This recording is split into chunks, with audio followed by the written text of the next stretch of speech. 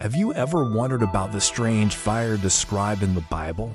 A fire that glows, moves, and seems alive, yet doesn't burn or destroy. In Exodus, Moses sees a bush engulfed in flames, but the bush itself is not consumed. In the book of Acts, the apostles are visited by tongues as of fire that rest upon them, filling them with the Holy Spirit. These aren't your typical campfires. They're luminous, powerful, transformative, and they don't cause any heat damage.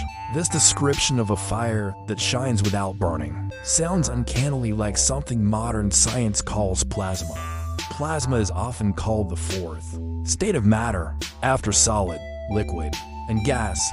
It's essentially an energized gas where electrons have been stripped from their atoms. This creates a glowing, dynamic field of energy. Think of a neon sign or a lightning bolt. In particular, non-thermal or cold plasma can glow brightly while remaining cool to the touch. It illuminates without incinerating. Let's look at the parallels.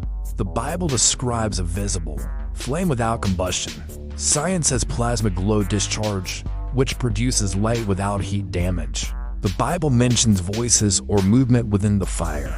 Plasma filaments can oscillate and emit electromagnetic waves, which can create humming or hissing sounds. The biblical fire brings transformation without destruction.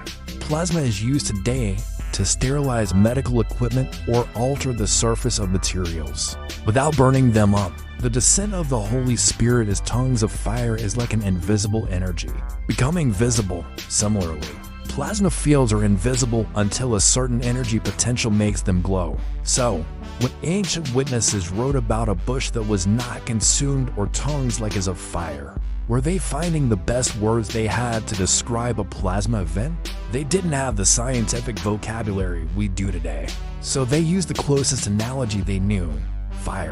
But it was a special, divine kind of fire. The connection goes even deeper when we look at the language. The Hebrew word ruach and the Greek word pneuma can mean spirit, but they also mean breath or wind. They describe an invisible, life-giving force. In physics, you could say plasma is like the breath of matter atoms inspired with a powerful charge of energy, causing them to glow with life. So, the ancient metaphor lines up beautifully. Both spiritual fire and physical plasma represent a state of heightened energy, a quickening of either the soul or of matter itself. It's also possible that ancient people witnessed natural plasma phenomena that inspired these accounts. Have you ever heard of ball lightning? It's a rare